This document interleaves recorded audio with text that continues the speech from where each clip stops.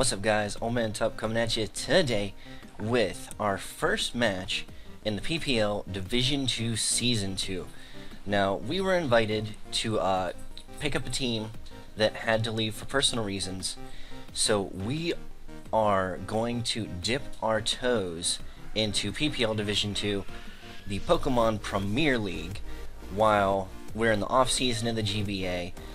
We are still the Pittsburgh Pirattatas, so you don't have to worry about that. We didn't adopt a team name.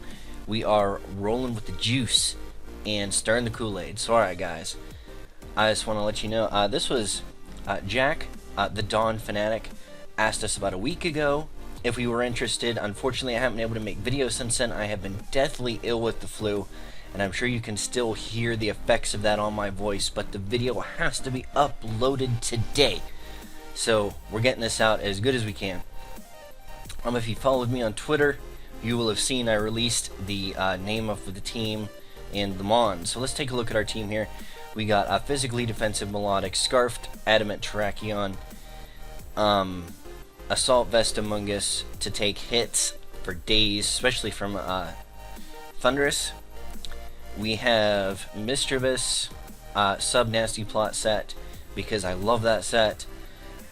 Physically defensive Mandibuzz because why not, and then we have Physical Sweeper Mega Charizard X. Now, this is for real the first time in my life I have ever used Mega Charizard X, ever. So we're gonna get to test that out. Our opponent doesn't really have a large pool to draw from the team. This league draft's a lot different than the GBA does, and he only has a handful of Mons. Oh, we're playing Ruby Marrow and a Cleveland Bros. So that's our first opponent in what I believe is our Week 5 match. Yeah, we're going to roll with that. So we're going to lead with Melodic because I expect him to lead with Landorus. And if he leads with Landorus, I am competitive Melodic. And that's going to give us an instant boost to special attack. So this thing isn't going to want to stay in, and not much is going to want to come into a boosted Scald and or Ice Beam. It's going to bring out Ridley here, which is his Florges, and Florges is going to eat this Ice Beam up. And I gauge about how much that does, and that does about 25%. And I just think, let's get a Toxic up on this thing, and he goes for Sub. Now, I did a little background on this guy because I wasn't terribly familiar with Ruby Marrow before I joined the league, and he likes to use setup Mons. And I looked at his team, and I'm like, okay, this is going to be a defensive Cleric. This isn't going to be setup Mon. And he sets up in my face right away. And I'm just like, what the heck is going on? This is madness. Who sets up this early in the game? But he's doing it, and he's doing it effectively. Now, I can't really switch out here. Even if he boosts himself up, it's going to take him a while to get to the point where he can one-shot me. And what I need to do is get him to the point where he doesn't have a sub, and he is forced to sub, and I can switch, get something that can one-shot the sub, one of my physical attackers, and go down without it. Now here is where I make a mistake, not knowing exactly how the game mechanics work, and this is my fault completely. He's going to reveal the Synthesis here. He's got 2, 3, maybe 4 Calm Minds up already. And I brought the Clear Smog. And why did I bring the Clear Smog? Because I knew he's a setup guy, and he was going to set up in my face with something. But, of course, the effects of Clear Smog do not work through the substitute, much to my dismay. I waste a lot of turns right here, and he gets a lot higher than he should. I should have switched right out there into Charizard X, which is what I do ultimately bring in to fight this thing and take down the sub. But it lets this thing set almost all the way up, and it's just sad face all over the place. So we are not starting off terribly well in our career as a PPL Division 2 coach. So we're just clear smogging this thing until we get rid of its substitute, and finally it fades. Now, there's no reason for him not to set up a substitute here, so we are going to switch out into Charizard, and even if he does go for the Moonblast, it is resisted. Not that I think I'd survive, but I could still come in with something else and scare this out. So that's going to put him at right about 50% health. So we are going to Mega Evolve. I realize this of my two physical attackers is the most expendable. And Flare Blitz won't miss like Stone Edge might on Tracheon. Plus I need the speed for Tracheon later. Some of the mons on his team still outspeed. Natural speed. Mega Charizard X. And this Moonblast is going to take me out. Easy peasy after he's at like plus 1,000. Yeah, his power level is over 9,000. What? 9,000? Yeah. So we bring in Tracheon because nothing really wants to come in and take a Stone Edge to the face. It's going to bring in Goldberg, which is really good. And kind of what I expected. More along the reason why I didn't go for a close combat. And just went straight for Stone Edge. And I got a little bit nervous here because I didn't check ahead of time and I didn't PP max these Mons moves. So I only have 5 Stone Edges. And that comes into play a little bit later. He's going to set up the Stealth Rock, so my obvious switch out here. That Stone Edge still did massive damage, and that is why you run Adamant Scarf Tracheon. It puts holes in teams. So Ridley's going to come back out here. We're just going to knock off. I kind of wanted to see what kind of Landers that was going to be. Whether it was going to be banded, scarfed, etc., etc. And we knock off the Lumberry here, which would have rendered our Toxic earlier moot. But we see that our Brave Bird is enough to break subs on this thing, which is fantastic.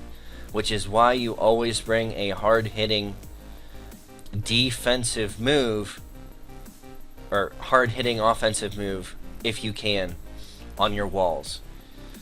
So I see. Now he's going to synthesis here, and we know we're doing at least 25%. And he's synthesizing up just a little bit more than we are Brave Birding off. So we are going to Brave Bird all the things until he decides to do something else. And he's going to keep going for synthesis. I don't want this thing to get health. And we're not losing that much health from our Brave Bird to leftover recovery ratio. So we're doing really good. We got plenty of Brave Birds to waste on this thing, and he doesn't have many synthesis. It's like 8 max. So I can Brave Bird all day long, and he is not ultimately going to win this battle, because I can take an unboosted Moonblast any day, all day long. I'm going to bring in the Goldberg here to get the Intimidate off, which was a really good move on his part. And we're going to go for the Brave Bird. And that's going to do negligible damage. This thing obviously had some defensive, and well, actually that does a lot. That was a crit, that's why. So neglected the drop and nearly takes this thing out, which is just fantastic. Now, I don't want to get hit hard with a... Why did I stay in there? Oh, that's right, I can take a Stone Edge. That's right. And we want to see what he does. He's going to Sandstorm, so I'm really thinking he's going to be the Smooth Rock after I see that. And this just narrowly doesn't take him out, which ultimately doesn't matter and is kind of good for me because it wastes one more turn of Sandstorm. And he's going to reveal the Explosion here, which I haven't seen in a competitive match in forever. And you're going to tell why, because it barely does half. Explosion not being nearly as good as it was in the days of the 4th gen, when it halved your defense before it did damage, which was just fantastic. Now he's going to bring out Shredder. I'm like, okay, this has to be his Excadrill. And I'm like, I can't let him get up his Swords Dance and not knock off... I roost here. What am I talking about? But I'm thinking to myself, Rock Slide can miss. Trust me, it's happened to me turn 1 in games before. Rock Slide can miss, and if he sets up a Swords Dance, I can possibly take one with my investment, and he's going to miss. And I was just like, woo! Thank goodness. And we are going to knock off the Life Orb here, and I'm just like, that's fantastic. That lowers his damage output and allows Melodic to take one. But at this point, I run the damage calcs, and I forget to take off the Life Orb, and that's dumb. Now he's going to crit me here. I don't know how much that mattered. It makes up for the miss in the event that it wouldn't have one-shot me. So we're going to bring out Lorelei here. And I had honestly prepped I'm not gonna lie, I had honestly prepped for a mold breaker Exadrill. That's what I'm a little bit more familiar using. I did have it in the GBA last season, and anytime someone had a levitate Pokemon, it usually was the way I went. So I prepped for that more than anything. I'm gonna bring in the Fungi, thinking maybe I could take an Earthquake. Not gonna happen at all. And we're gonna bring in Madison here, and here is where the mistake becomes painstakingly obvious to me, that had I come in with this to do damage, Madison takes the Earthquake. When I was running the Calcs, it didn't, because I was running Calcs with Life Orb still on it. And sadly enough, knocking off that Life Orb may have done more damage to me than good, because after the hits it would have been dead after that Scald. But we may not have survived, so tit for tat on that one. And we're left with just Stampede, and we would have Fungi and Stampede left had we known and gotten Melodic in earlier.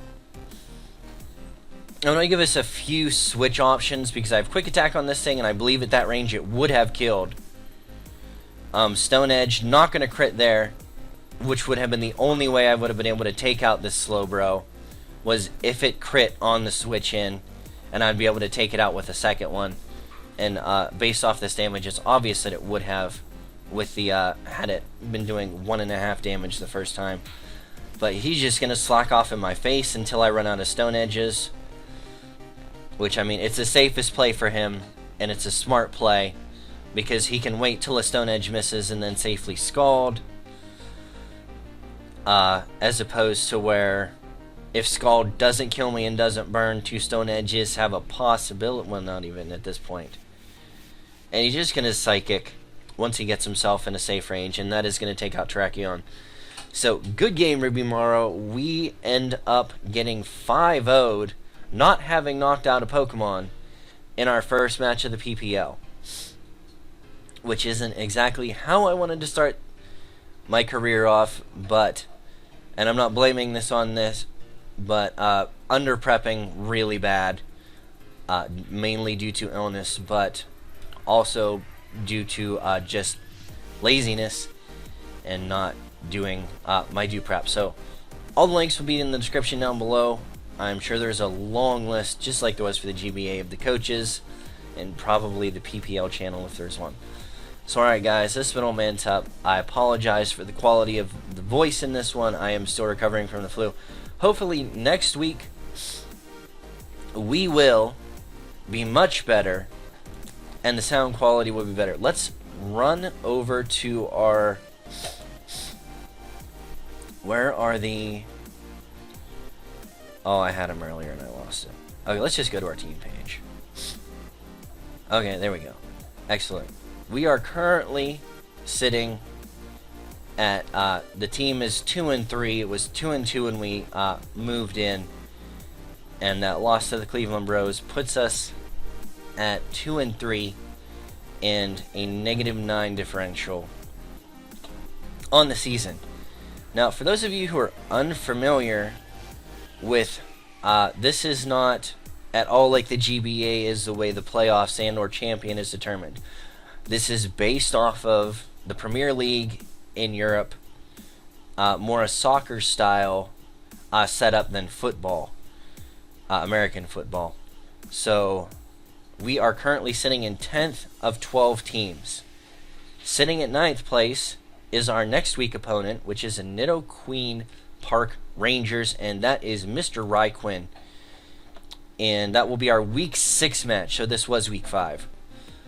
I look forward to that.